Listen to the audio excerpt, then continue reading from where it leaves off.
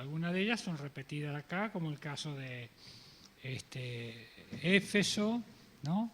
Y las que no se mencionan, las que menciona Juan en capítulo 2 y 3 de Apocalipsis, es Esmirna. ¿Cuál otra que no se menciona en estas 7 que Pablo escribe? Pérgamo, la Odisea.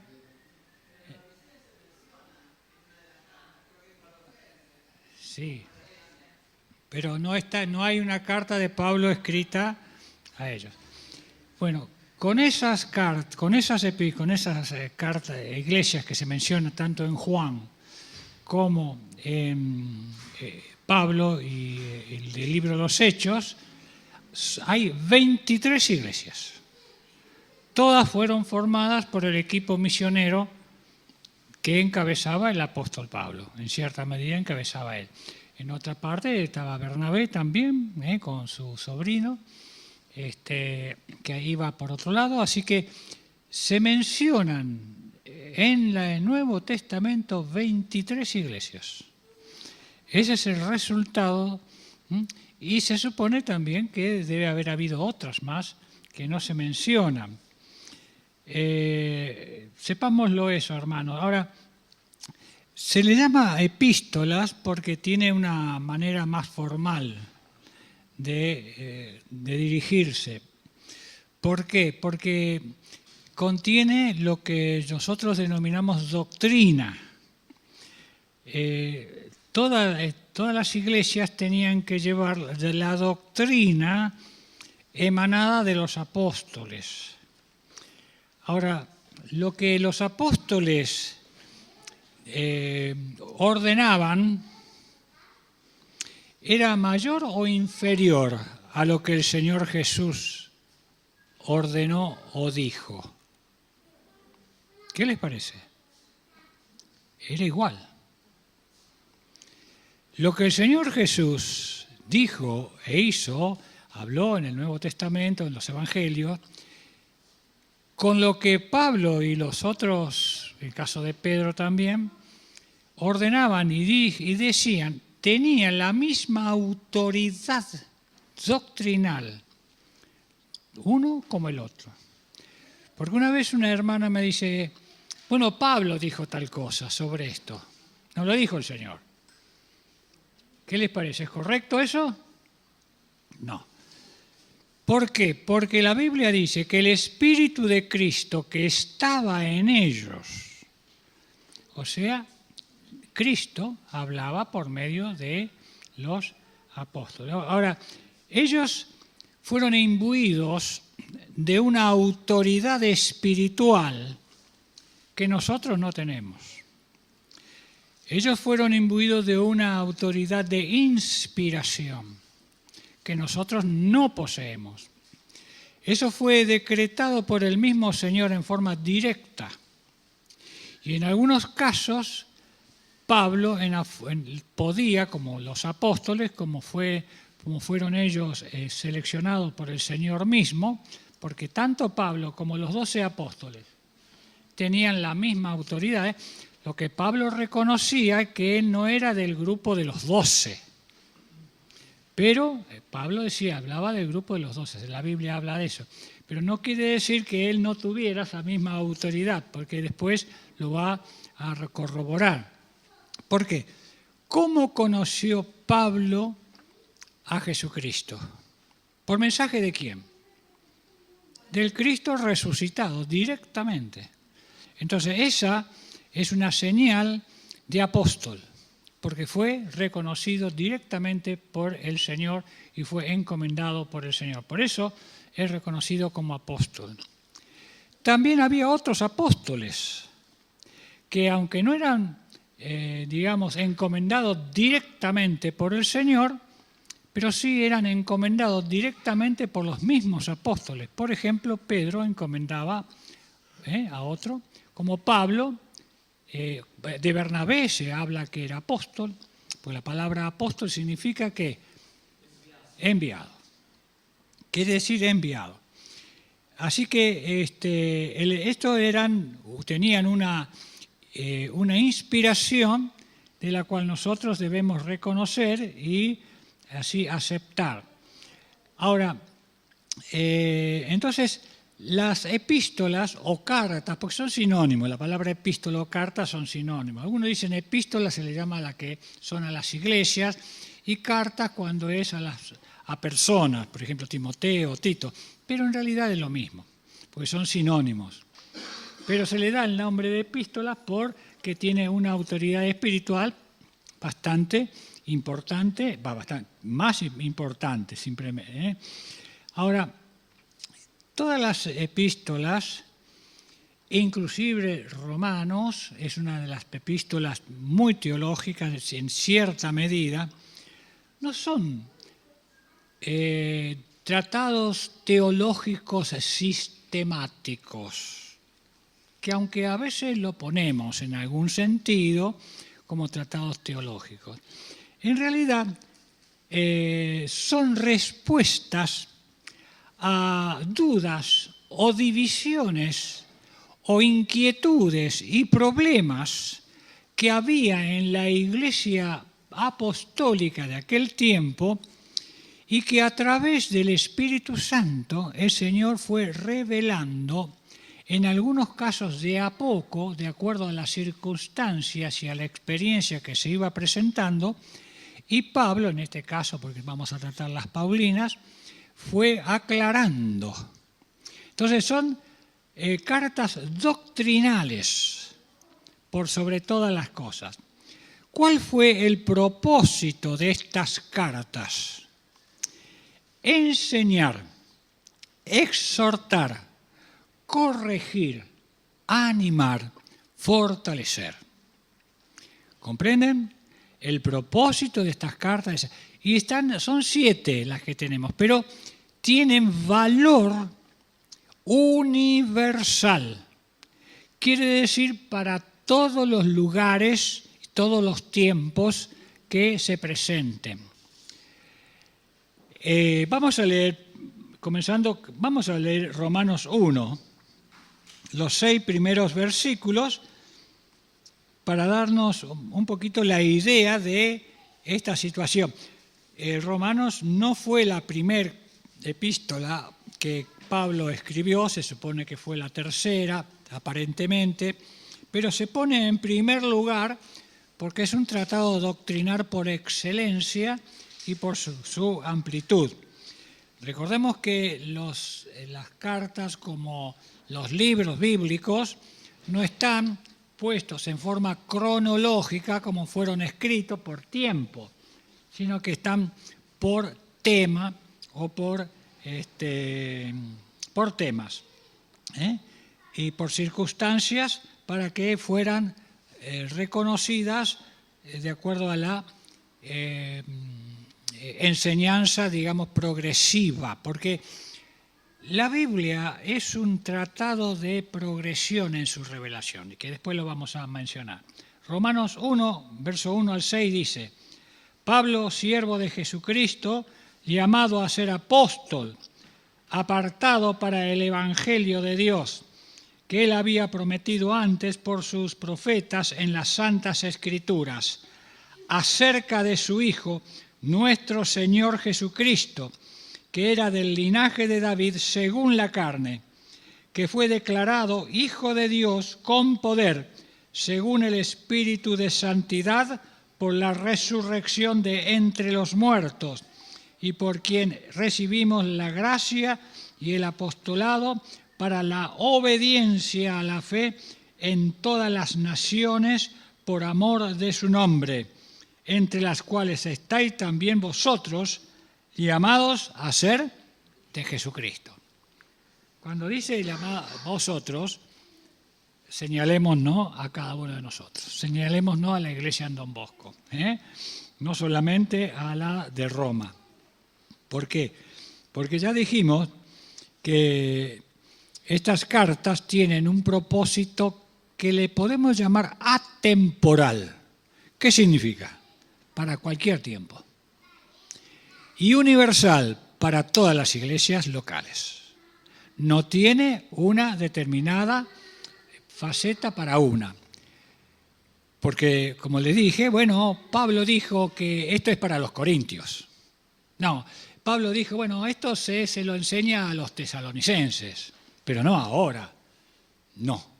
Sí, pues ha habido muchas cartas que Pablo parece ser que escribió como Pedro, pero no están expuestas en las Sagradas Escrituras, porque no se han considerado como inspiradas para los tiempos futuros, ni tampoco para todas. Eran cartas locales, pero estas son universales y atemporales.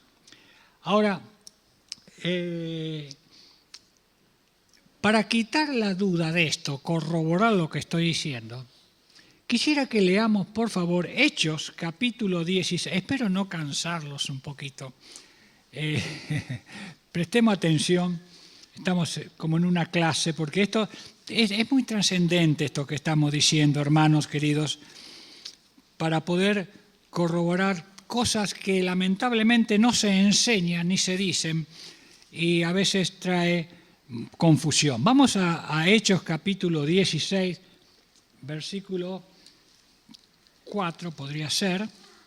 A ver, déjenme ver. 16, dije.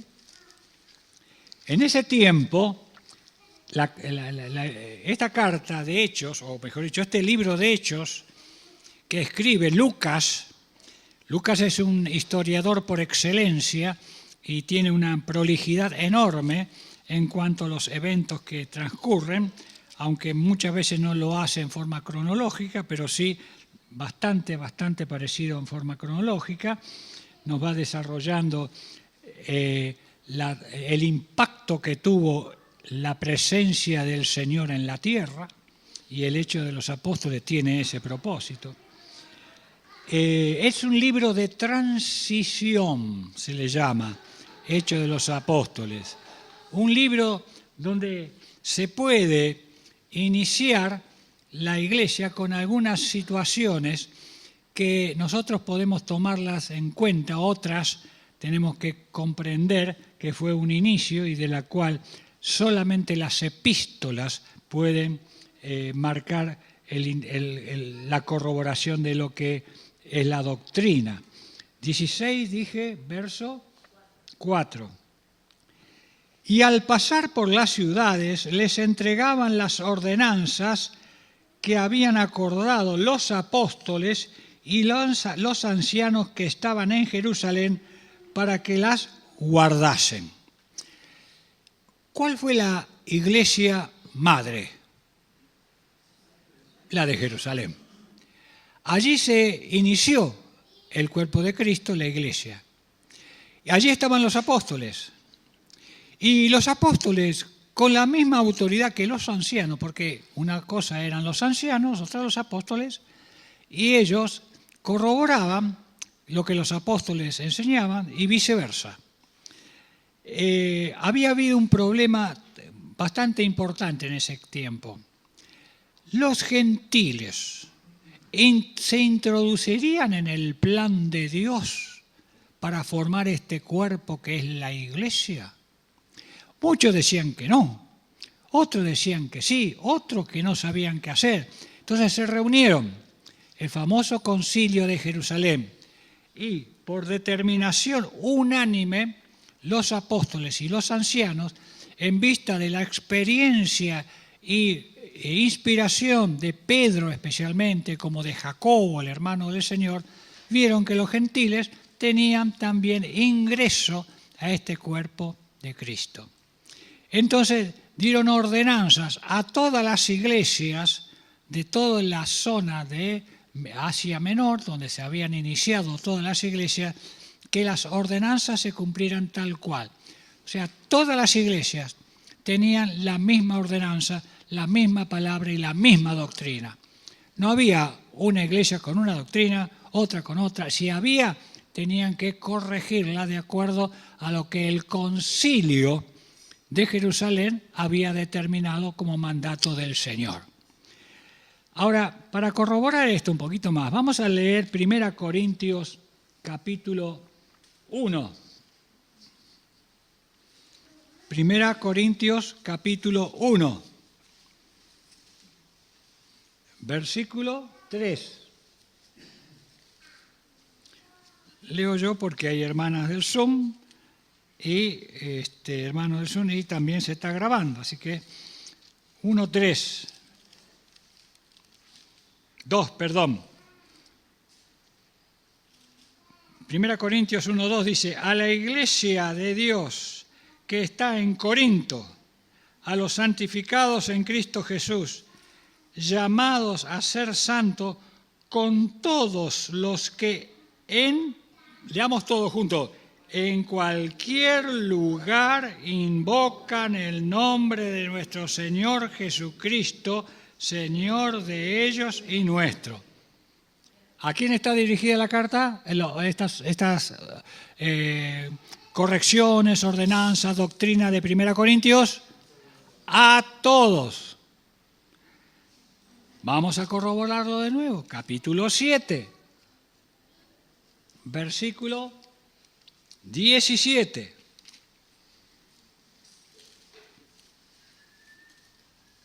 Todos juntitos. Pero cada uno como el Señor le repartió y como Dios llamó a cada uno, así haga. Esto ordeno en todas las iglesias. ¿A qué iglesias estaba ordenando todo esto? A todas. A la de Don Bosco también. No importaba el lugar, ni importaba tampoco el tiempo. Así que, ahora, en el Antiguo Testamento contiene profecías abundantes, ¿no? Es un libro de muchas profecías, hay mucha profecía, como hay historia y otras cosas más, pero las profecías referente a la crucifixión del Señor Jesucristo, a la resurrección del Señor Jesucristo y a la glorificación del Señor Jesucristo abundan. No tenían dudas de esa situación el pueblo de Israel. Ahora, se les presentaba una disyuntiva al pueblo de Israel. Ocupa Israel un lugar central en la historia de los propósitos de Dios y, por supuesto, del futuro reinado mesiánico y universal del Señor. Pero escondido en Dios, dice Pablo en Efesios capítulo 3, versículo 8 y 9, a mí, que soy el menor, que el más pequeño de todos los santos, me fue dada esta gracia de anunciar el Evangelio a los de las inescrutables riquezas de Cristo y de aclarar todo cual sea la dispensación del misterio escondido desde los siglos en Dios que creó todas las cosas. Pablo reconoce con una humildad tremenda, se anonada tanto que él se consideraba el más pequeño de todos los santos, ni siquiera apóstol, porque él decía que no se podía considerar apóstol porque había perseguido a la obra de Cristo.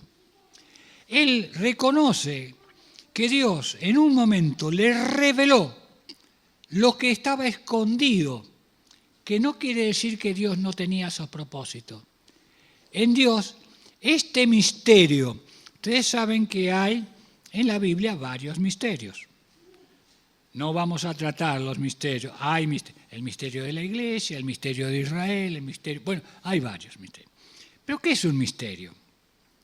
Un misterio no quiere decir algo que, como lo llamamos hoy en día, que algo esotérico, algo que nosotros tenemos que venir a buscar a través de alguna persona iluminada.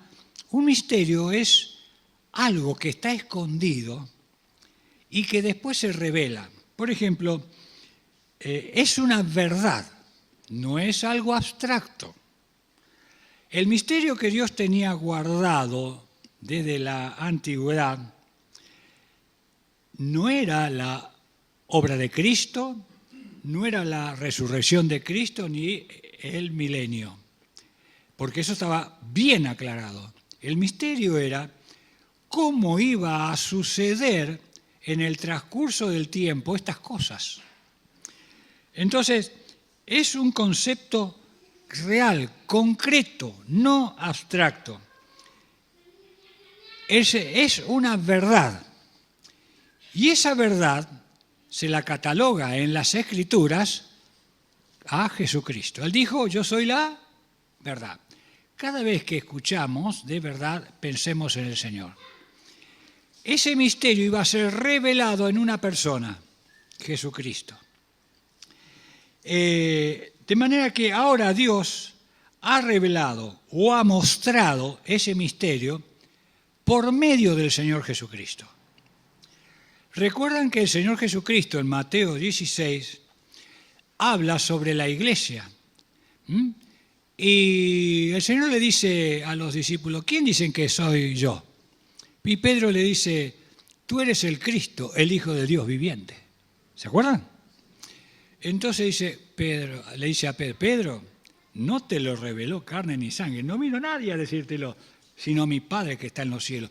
Una verdad que reconoció a Cristo como la verdad. Y el Señor le dijo, bueno, en base a esta verdad que el Padre te ha revelado, te digo que sobre esta roca, sobre mí, edificaré mi iglesia. Y ahí está la primera mención de la palabra iglesia. Pero el Señor la menciona, pero no determina cómo iba a ser la facultad y qué forma iba a funcionar la iglesia. Eso se determina en las epístolas. Lo que sí el Señor había determinado, dos, digamos, sacramentos, como le llaman algunos, o dos ordenanzas. Una, la primera, ¿cuál es la ordenanza que el Señor Jesús hizo para aquellos que creían en Él? El bautismo. La segunda, ¿cuál era? La cena del Señor. Entonces, esas dos iban a incluirse en aquella que iba a ser la iglesia, pero no aclaró cómo iba a ocurrir. Ahora, otra palabrita que aparece en este texto de Pablo en Efesios 3:9, de aclarar este misterio en la dispensación de los tiempos. Miren, la palabra dispensación es algo que tenemos que ir familiarizándonos. ¿Qué es una dispensación? La dispensación, en realidad, la palabra significa economía. Es la revelación de Dios, ustedes saben que fue progresiva. Por eso tenemos la Biblia como está ordenada los libros, desde Génesis a Apocalipsis. Es una revelación progresiva. Por eso es importante leerla desde Génesis. Muchos la leen desde Génesis hasta Apocalipsis de forma corrida. Otros salteada. Eso es lo mismo. Pero sepamos que hay una progresión progresiva en cuanto a la revelación. ¿Por qué se habla de dispensación? Que es una palabra bíblica. Pablo la trae. ¿Qué es una dispensación? La dispensación es un periodo de tiempo que Dios trata al hombre conforme a su madurez de aquellas cosas que Dios ha revelado. Y en la Biblia, vamos a ser muy sintético en esto, no lo vamos a desarrollar, se reconocen para el estudio de la Biblia, más concretamente, 7 dispensaciones.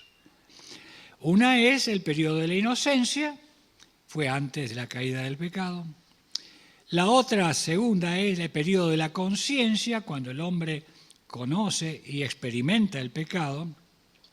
El otro es, la tercera, la del gobierno humano, cuando el hombre se rebela y hace la famosa Torre de Babel y Dios confunde sus lenguas y entonces comienza a tratar al hombre a través de la formación de naciones. Después Dios llama, después en esas naciones, a un hombre que se llama Abraham, para que salga de esa tierra del donde vivía y sea motivo de testimonio al mundo, y le da promesas. Y se inaugura lo que podemos decir en Abraham el periodo de la promesa. Después, cuando Israel sale de Egipto, a grandes rasgos, ya hecho un pueblo numeroso, se va a Sinaí y ahí Dios le da al pueblo de Israel leyes. Le dio la ley a Moisés para que administre al pueblo. Se le llama el periodo de la ley. ¿Cuántas van? Bueno. ¿Cuándo termina ese periodo? Cuando Cristo vino a la tierra y cumplió aquello que el hombre no podía cumplir, que era la ley de Dios. Cristo la cumple. Cristo lo que hace no es abrogarla, anularla, sino cumplirla. Y se inicia un periodo que se le llama, bíblicamente, teológicamente, para el estudio bíblico, el periodo de la gracia.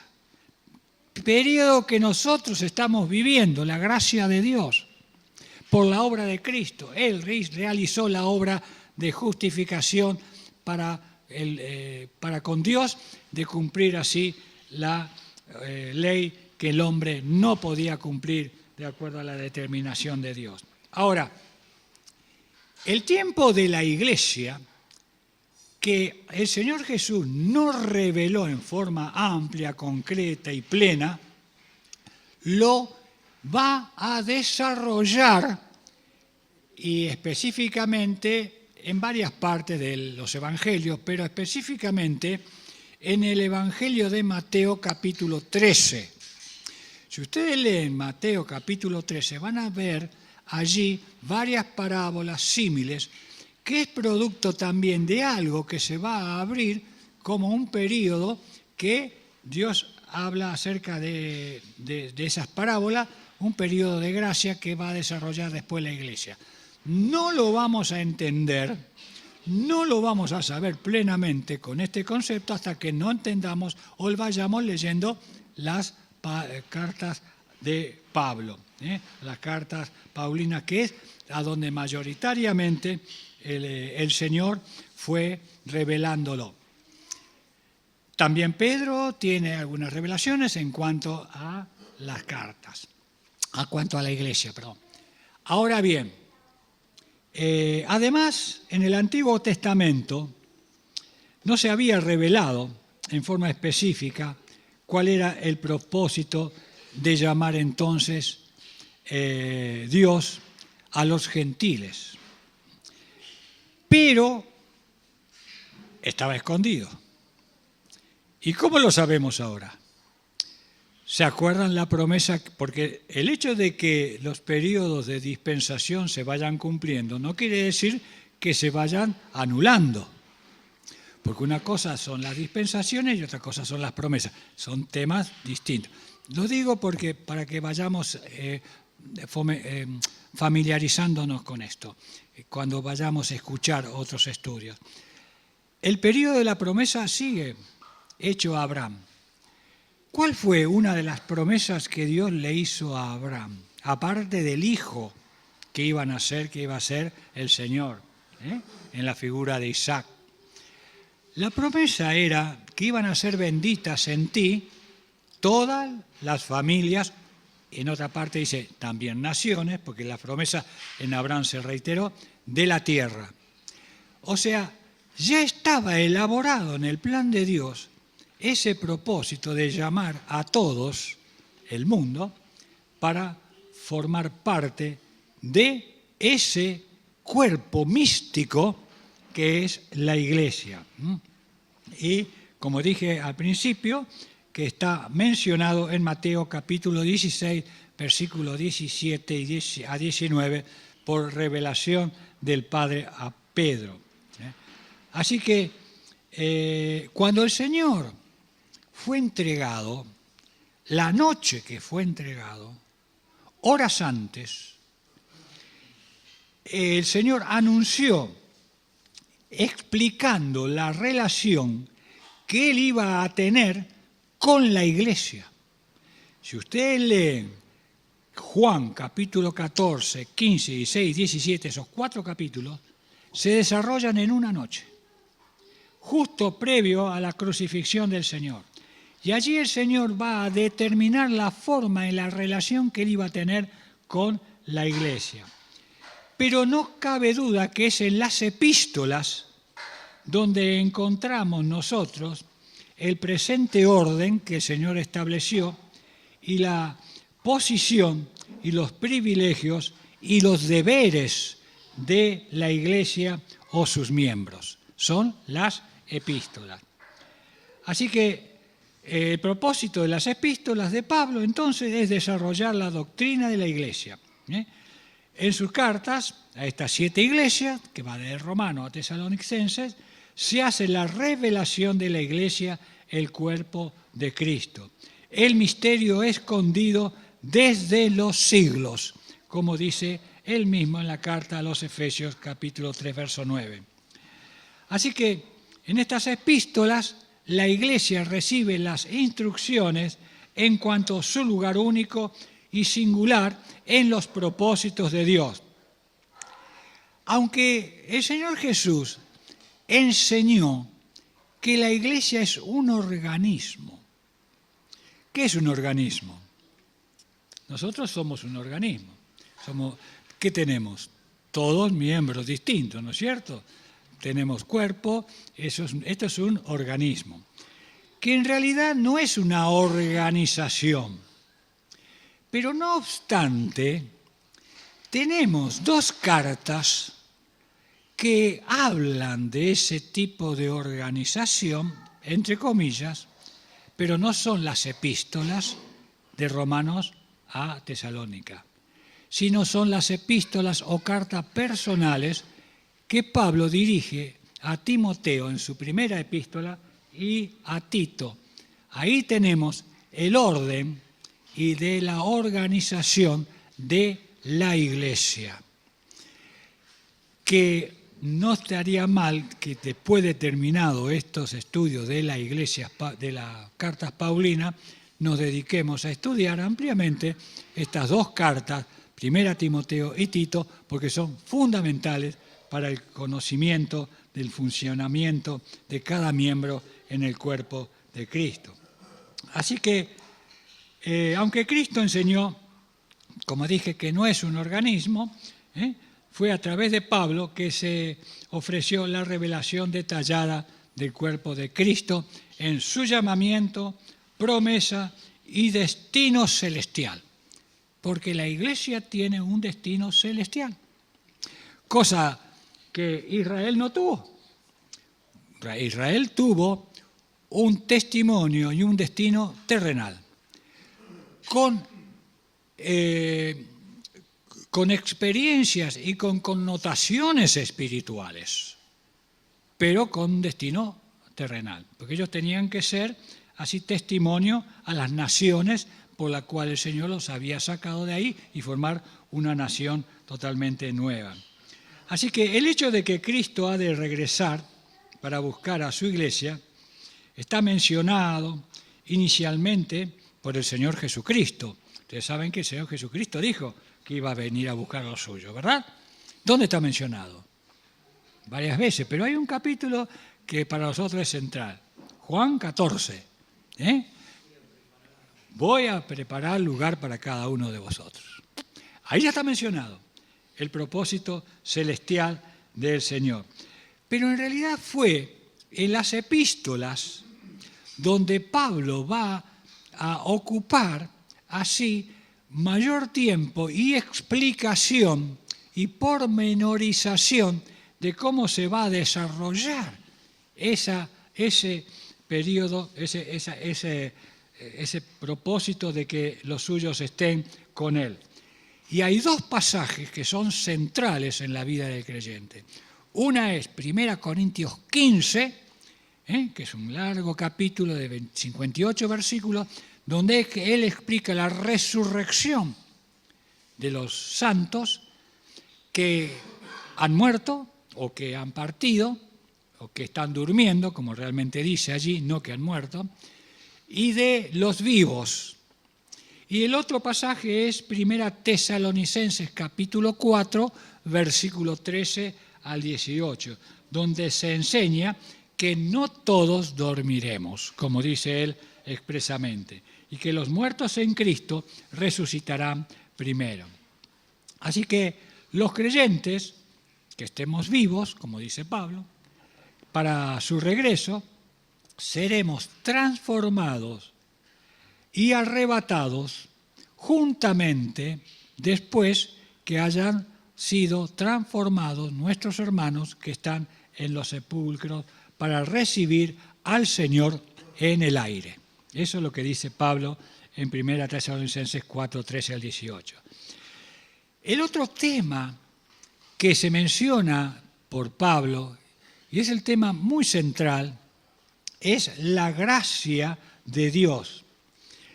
Y la hallamos ya en la en la enseñanza de la persona del Señor Jesucristo. Ya él hablaba de esa gracia, pero se detalla con mayor amplitud por medio de Pablo, de manera mucho más completa que los demás escritores del Nuevo Testamento. Ahora, Pablo, una de las características del tema de la gracia de Dios es también revelar el propósito que Dios tiene de este traspaso de dispensación de la ley a la gracia. Pablo trata la administración que significó el traspaso de la ley de Moisés, o dada por Moisés, que se cumplió en la obra de Jesucristo. Ese es uno de los temas centrales del apóstol Pablo.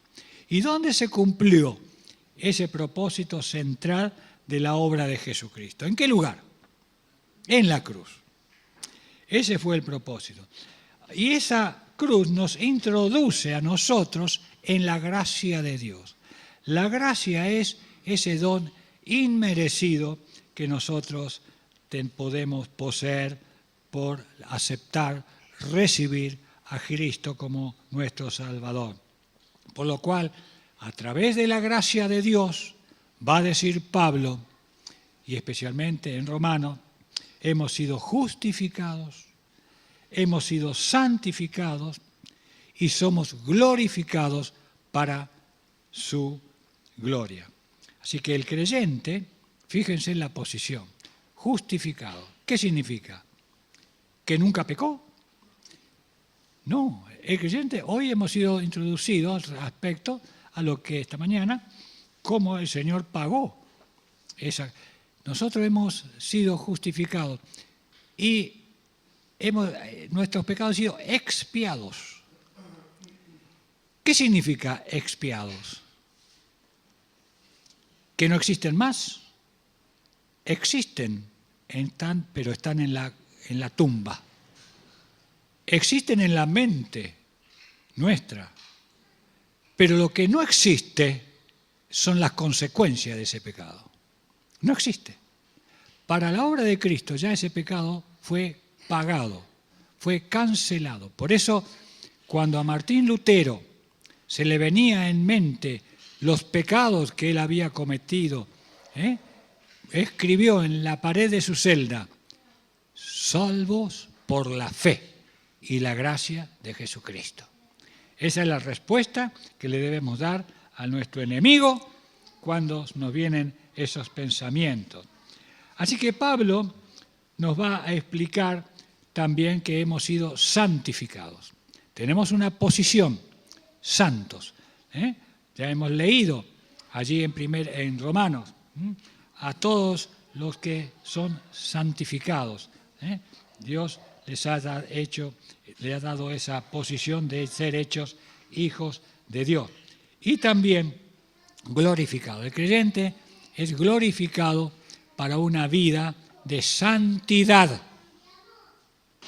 Si tú quieres que Dios responda a tus propósitos, primero acomódate tú en los propósitos de Dios.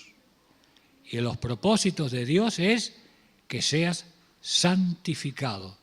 ¿Y cómo sos santificado? ¿Porque venís a la iglesia? ¿Porque cantás? ¿Porque orás? ¿Cómo somos santificados? Por la obra de Jesucristo, por arrepentimiento de nuestros pecados, por recibirle como mi Salvador y por reconocerme mi rebeldía. Entonces, Dios allí entra en mi vida, su Espíritu entra en mi vida y me va a dar un nuevo propósito, una nueva manera de vivir. De manera entonces de que vamos a terminar, porque ya empecé, me parece que ya llevé mucho tiempo con este tema. El tema de Pablo es también el tema del Evangelio, que el Evangelio significa buenas nuevas. Buenas nuevas, mensaje de buenas. Ese Evangelio ha sido, por supuesto, como él lo determina allí, revelado por el Señor Jesucristo mismo, de proclamar así las virtudes de aquel que nos llamó, que es a través del Señor Jesucristo. Y Pablo nos va a explicar en sus epístolas la posición, la conducta y la esperanza y el servicio del creyente. Ese que ya lo mencionamos al principio. Ahora, ¿cómo recibió Pablo estas revelaciones? Eso es un misterio, ¿no? Es un misterio. Pero lo podemos ver en las Sagradas Escrituras. Es propio que un hombre tan intelectual como Pablo, instruido en la ley rabínica judaica, y de la cual él, como lo manifestaba,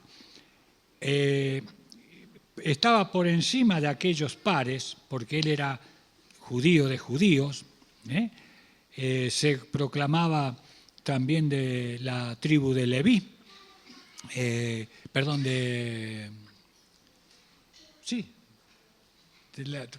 qué tribu era Saúl? Benjamín. De la tribu de Benjamín. ¿Ustedes saben lo que era ser de la tribu de Benjamín? Ustedes dicen, ¿qué significa eso? Bueno, la tribu de Benjamín salió el primer rey de Israel. Entonces era un privilegio ser de la tribu de Benjamín. Entonces él aventajaba en el judaísmo, según él, porque era rabino, era parte, según parece, del Sanedrín judío, de los 70 que juzgaban las leyes al pueblo de Israel. Sin embargo, este hombre, con ese conocimiento que él tenía, con ese celo que él tenía, sumado a el acérrimo odio que tenía a los creyentes, cuando se le presenta el Señor resucitado, tiene que caer desplomado de rodillas y reconocer. No todos lo hacían, Señor, ¿qué quieres que haga? Esa situación, esa posición, con ese intelecto, conocimiento, ese celo, esa persecución que él había hecho, debe haber sido una transformación en su mente, en su vida, terrible. ¿Cómo justificaba todo ese celo, ese odio hacia los hermanos y hacia el Señor? ¿Cómo lo justificaba? Entonces dice las Escrituras que él comenzó a predicar en Damasco apenas se le dio la vista, porque había sido cegado por la presencia del Señor, y los hermanos le escapaban, porque no le creían. Tuvo que recluirse casi durante 3 años en Arabia. Ahí lo cuenta en Gálatas capítulo 3. Y allí en Arabia, meditando, estudiando, saliendo de ese tremendo shock que él había tenido, comienza a recibir revelaciones directamente del Señor. Y él lo reconoce. Así que fue un periodo fundamental para recibir todas las enseñanzas que el Señor le dio a él durante casi 3 años. Lo podemos leer, ahora no lo vamos a hacer, en Gálatas capítulo 1, verso 11 al 12, cuando él habla de eso. Así que, ¿qué busca Dios con el Evangelio? Esa es una pregunta que él mismo responde. Y vamos a terminar diciendo que lo que busca Dios con el Evangelio es la reconciliación de todos los hombres. Romanos 5:8 va a hablar de ello. Hermanos y amigos, cuando hablamos de reconciliación, ¿qué nos trae en mente? Que hubo una enemistad. Ahora, esa enemistad, ¿cuándo se inició? ¿Cuándo se comenzó? En el Edén, allí en capítulo 2, cuando el hombre, en desobediencia, incumple un mandamiento, podríamos decir sencillo o simple: no tomar del fruto del árbol del bien y del mal. Sin embargo, el hombre lo tomó. ¿Qué produjo esa desobediencia? Todo lo que nosotros vemos hoy en día. Que la naturaleza se trastornó, principalmente nuestra vida se transformó en enemigos de Dios, en buscar nuestras propias voluntad, nuestros propios propósitos y no los de Dios. Y así la naturaleza se corrompió totalmente. Y podemos ver cómo hasta los mismos animales se atacan unos con otros, la misma naturaleza vegetal envejece, nosotros mismos también nos vamos deteriorando. Todo eso producto de la desobediencia o el pecado. Entonces Dios intenta reconciliarnos con Él. Y ese mensaje se le llama el Evangelio de Dios, las buenas nuevas de Dios. Todas esas consecuencias. Y la base de la reconciliación que Pablo va a mencionar tanto en Romanos como también en Corintios, la base de la reconciliación con Dios es la persona y la obra de Jesucristo. A través de Él tenemos ingreso a su cuerpo, que es la Iglesia. Nadie puede entrar al cuerpo universal de Cristo, que es la Iglesia, si no está reconciliado con Dios. Él dice ya en Romanos 5:10, antes enemigos, pero ahora somos hechos coherederos, amigos con Dios, e hijos de Dios, más que amigos, hijos de Dios. Y Juan, el Evangelio, capítulo 1, 2 y verso 12, que dice: mas a todos los que le recibieron, a los que creen en su nombre, Dios les ha dado la facultad de ser hechos hijos de Dios.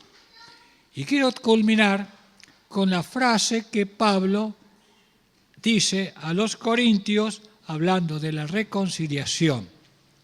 En capítulo 5, verso 20 de 2 Corintios. Os rogamos en nombre de Cristo, reconciliaos con Dios. Que Dios les bendiga, hermanos, y estemos preparados para la venida del Señor, porque el Señor viene. Estemos aguardando así la glorificación plena, que ahora está en forma espiritual dentro de nosotros. Aguardemos la glorificación plena, visible a la humanidad, de la cual el Señor ha prometido a los que le están aguardando. Que Dios les bendiga, y el próximo domingo, si Dios quiere, seguiremos con otra de las cartas del apóstol Pablo.